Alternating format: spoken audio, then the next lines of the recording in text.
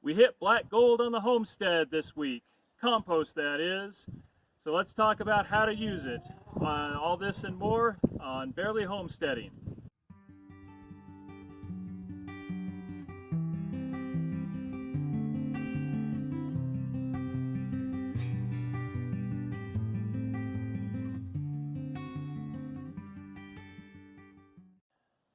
So today on Barely Homesteading, we're going to be talking about compost. And to start off with, we're going to build a compost sifter. Now this sifter that I'm going to be building is pretty simple and is almost completely out of recycled material. I've got one 8-foot 2x4 that I've cut in half, and then I've got a couple of scrap 2x4s from other projects that these are both 21 inches. And then I've got some hardware cloth left over from the chicken area, and we're going to use this as our sifting material. The reason why the short boards are 21 inches in length is because that is the width of my hardware cloth. So let's put our sifter together and then we can go sift some compost.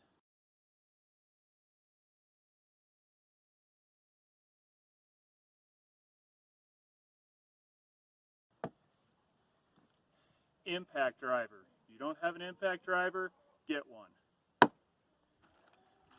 Whatever happened to use it up, wear it out, make it do, or do without? Yeah, you can't do without. Impact driver is one of the most useful tools when it comes to building things on the homestead. We do use ours a lot.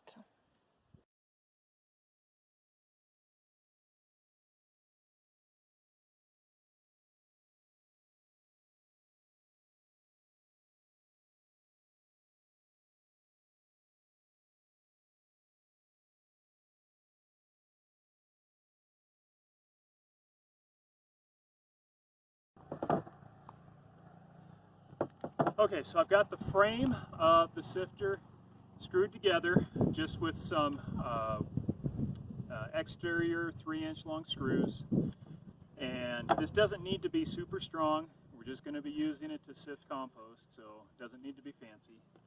Now I'm going to take the hardware cloth and attach it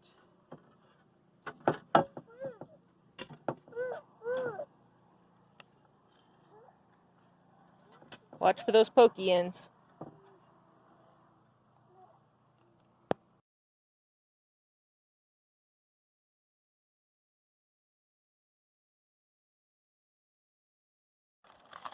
So I got some 3/4 inch fencing staples that I'm using to attach the hardware cloth to the frame. I'm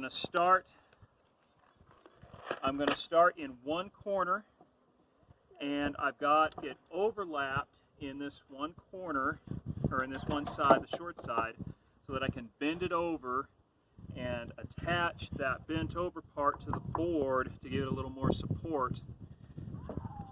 What I'm going to do is come over to this side, opposite corner along the same length,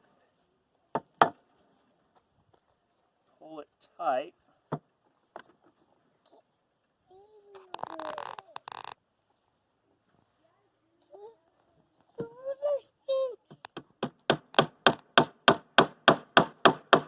staple it there.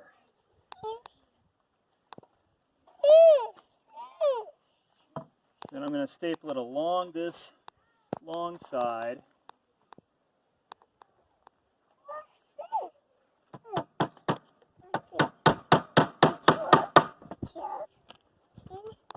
Get the bunches worked out.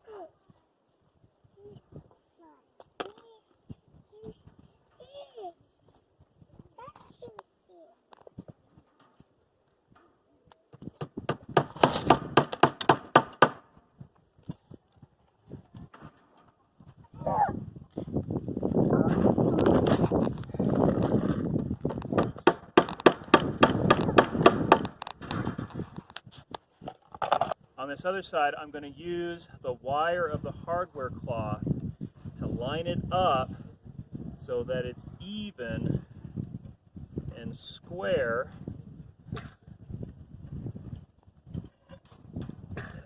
Attach it.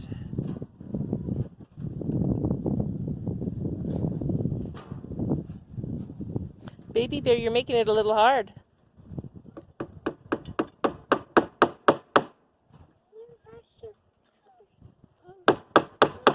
He doesn't need that tool yet, baby. Okay, I need you to leave that alone. No, I need you to leave that alone.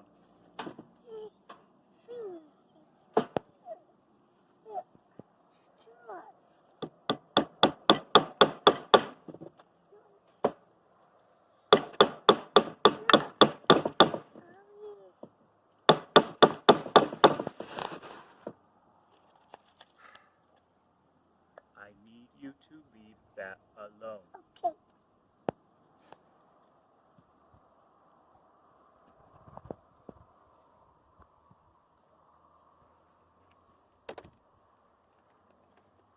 Baby bear. Baby bear. Hey, it looks pink in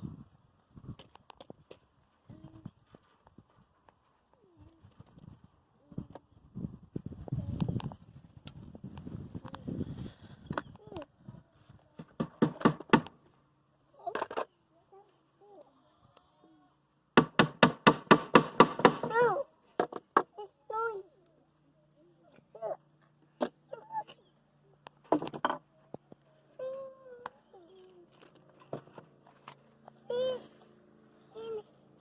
Now with the length that we made these, we can actually just put these across the bed like it is now and shovel the compost into it and sift it right onto our beds. Or we can put it on the wheelbarrow and sift it into the wheelbarrow and take it wherever we need. We kind of made it dual purpose, but also the size it is because of the materials that we had.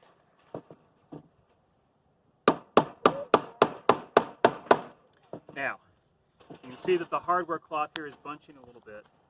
Not a big deal, because what we're actually going to do after stapling this on is cut some fairing strips to go over this to compress down on the hardware cloth to give it more support, because these staples, it's just going to tear right through as soon as we put weight on these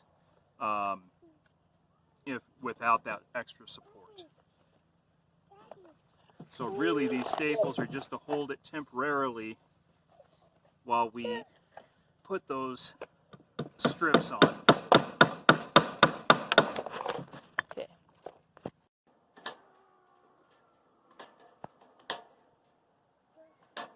So he is using his wire cutters to snip off the excess wire thingies. It's called hardware cloth. Hardware cloth. Alright, so now that I've snipped off the excess hardware cloth, again I cut it long so that we can bend this down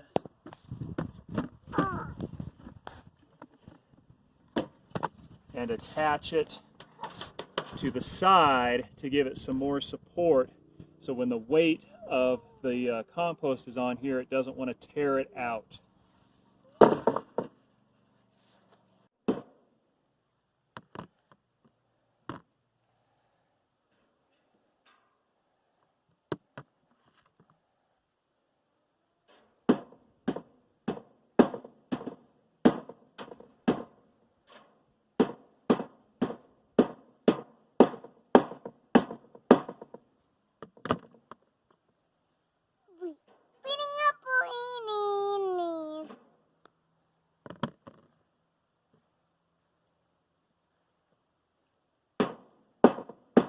Okay, so I've got the strips cut.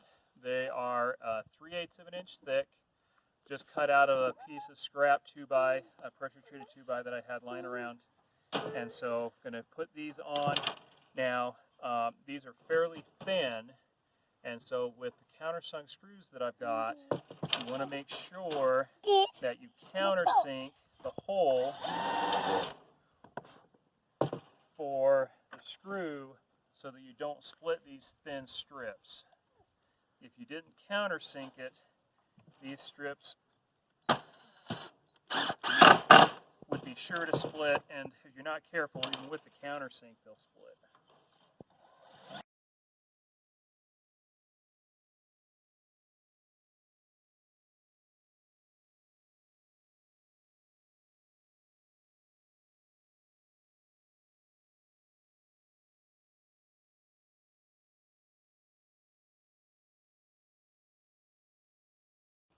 Now these strips serve another purpose other than just providing more strength to the hardware cloth to keep it clamped on.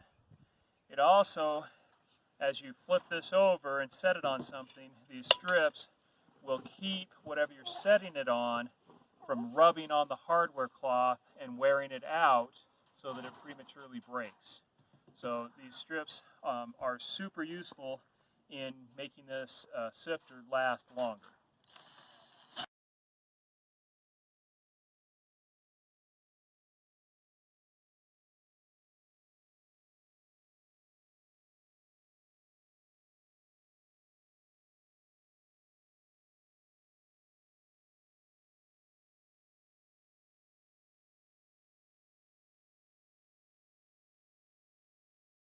And so our sifter is done enough that we can use it. As I said before, I'm going to come back and put some boards on to hold this piece of hardware cloth onto the side and give it a little bit more strength.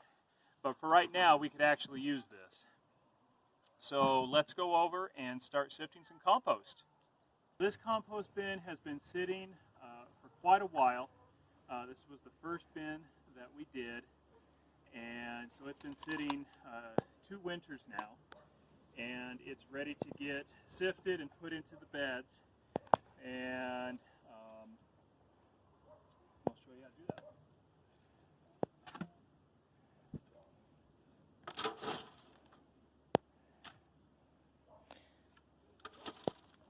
Baby bear, come here.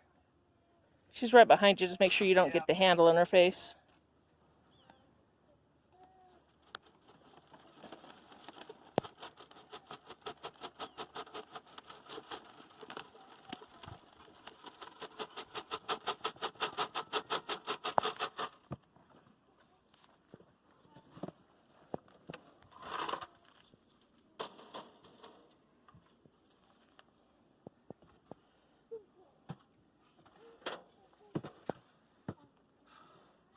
So whatever doesn't make it through the sifter, we just put back in another compost bin so that it has time to continue to decompose.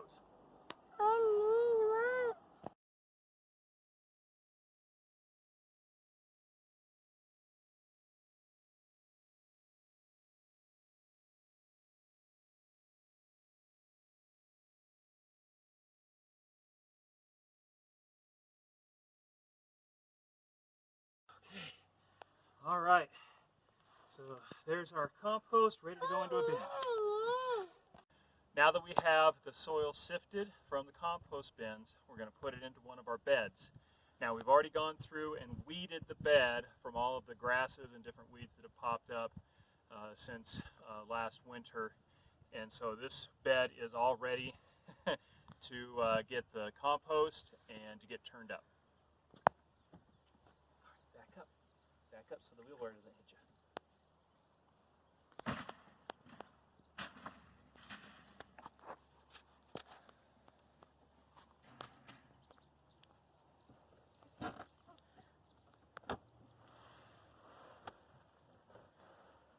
Black gold.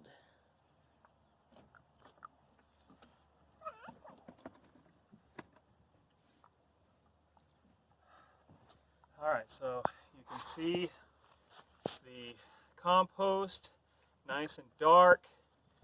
It's nice and moist, and going to give this particular bed a lot of nutrients for the plants that are going to get put in here. So after we put the compost in, we turn it all up. The ground that we had here before we built these beds was not great. Very sandy, very rocky. A lot of clay. Really inhospitable to plants. And so we, that's why one of the reasons why we did raised beds. We always find treasures when we're sifting it up. Nice big rocks. We need to make sure it's all sifted up well, because we don't want to create layers that would have, or would create problems with water drainage. If you get too many types of soil layered, the water can't drain from one layer to the next. And so we want to make sure that everything is mixed up good and we're not creating that problem. That is one of the reasons why we started our own compost pile. It was just going to be too expensive to buy all the compost that we need. And we just need to keep adding it year to year to year.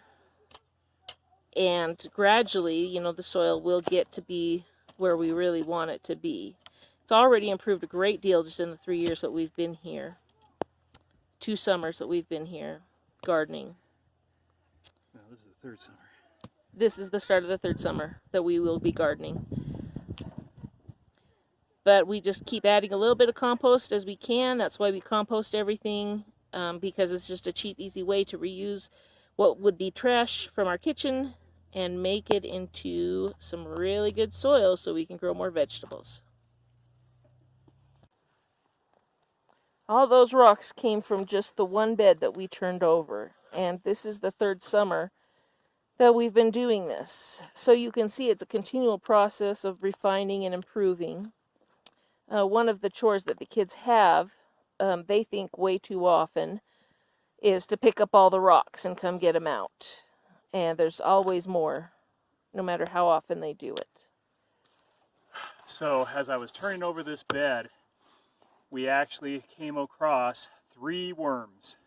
And this is the first time since being up here that I have come across worms in our raised beds. So that's a really good sign.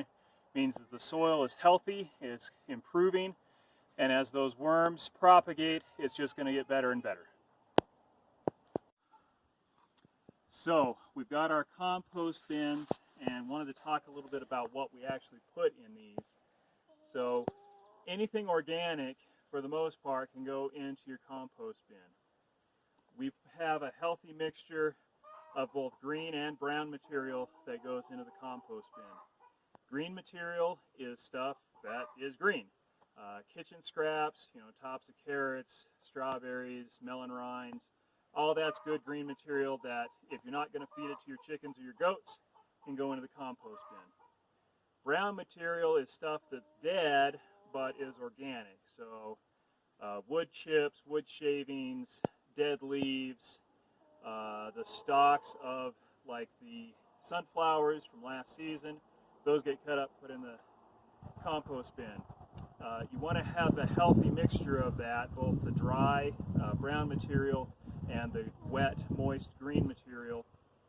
You want your compost bin to be moist but not wet. If it gets wet, it starts to mold and rot and not decompose. There's difference there. If your compost starts to smell, something's wrong. It shouldn't smell moldy or rotten. It should have a good earthy smell. This bin right here, as I was turning it over this morning, I actually noticed that it was starting to smell a little rotten, which means I haven't been in getting it turned over often enough.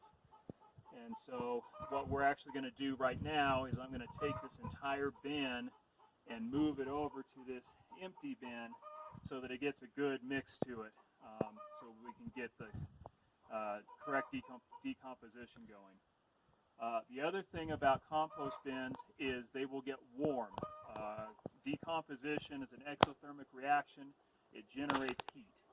And you got to sometimes watch that because it can actually get hot enough to start a fire if you're not careful. So that's one of the reasons that you want to mix the compost on a regular basis, typically once a week or once every other week, depending on how wet it is. That keeps the moisture moved around and so it doesn't settle down to the bottom and molder.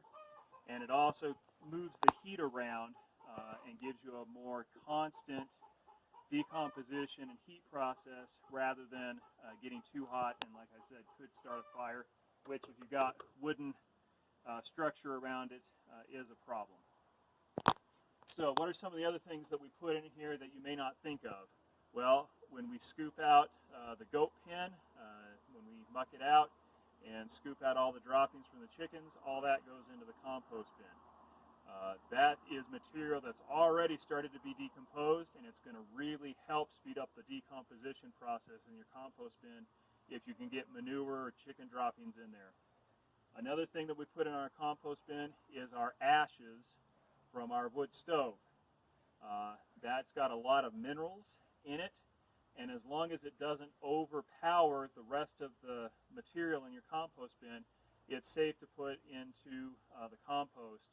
If you get too much ash, it can throw off the pH and cause other problems. So you do need to be careful. Make sure that it doesn't become all ash. But a little bit of ash actually helps because it's got all of those nice minerals in there. One thing you need to do with the ash is make sure it is completely cold before you put it in. What we do is we put it in a bucket and then we put it outside on the deck in the snow for at least a week, 2 weeks before we empty it into our compost pile to make sure that it is completely non-hot, not on fire, and will not start a fire in the compost. Yep. Now, another thing that we do is because we have a lot of our kitchen scraps that we bring out to either the chickens or the goats, everything else goes into these green bags, and these green bags are actually compostable. We buy them specifically so that they're compostable, and so as you see us sift through the compost, you'll see little scraps of green that look like plastic, and that's what it is. It's actually compostable plastic bags that we use for our kitchen scraps so that we can just bring out a nice bag and drop it in the compost. So, like I said, I'm going to take this and I'm going to move it to the other bin now. Okay, while he's doing, I wanted to talk about one other thing. He does the work, I do the talking. I like this arrangement. Weeds. A lot of people have strong feelings about whether weeds should go in compost piles.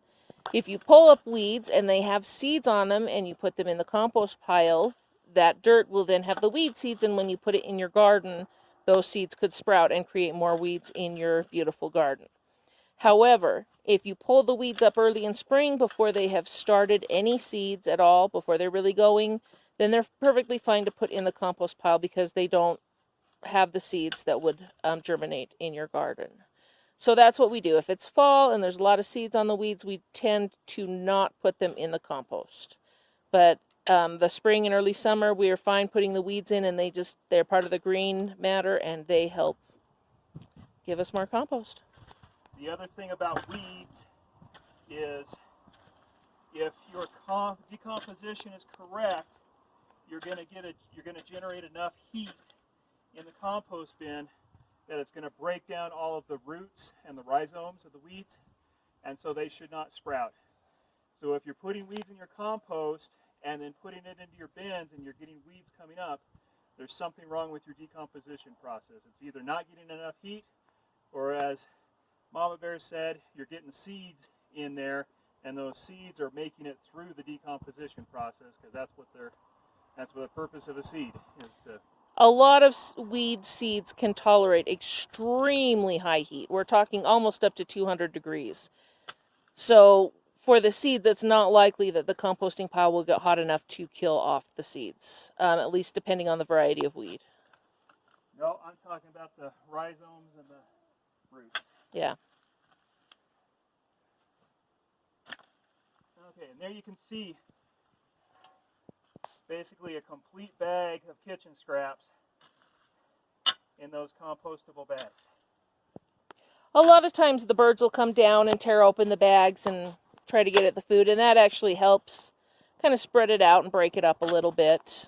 We don't mind if the chickens come and peck around in here, because the chickens actually scratch and peck and help speed up the composition quite a bit.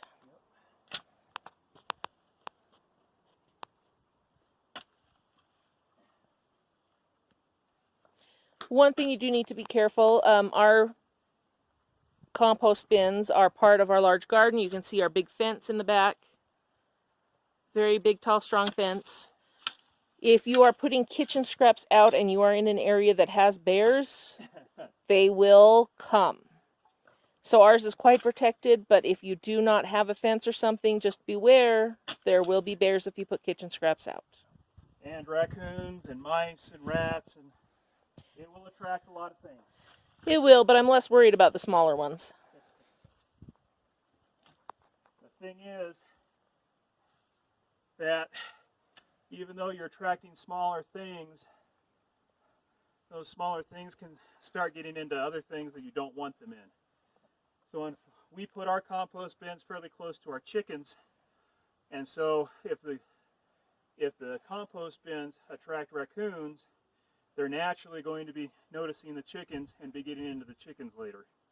And so that is something you need to be careful of, even with the smaller vermin. Yeah, and the mice will go for chicken feed or hay or anything else you have stored. And so that is something that you just need to be aware of.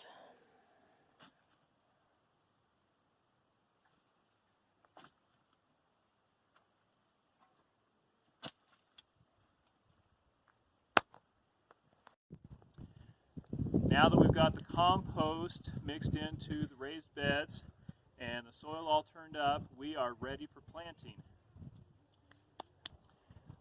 Compost is going to be an important part of any garden. You've got to make sure those plants get the nutrients that they need, and we want to stay away from the chemical fertilizers as much as possible. Use organic material. That one is free because it's all based on kitchen scraps and droppings from the animals, but it's also better for the plants and better for the soil. So with that, this is Lumberjack for Barely Homesteading, saying use it up, wear it out, make it do, or do without.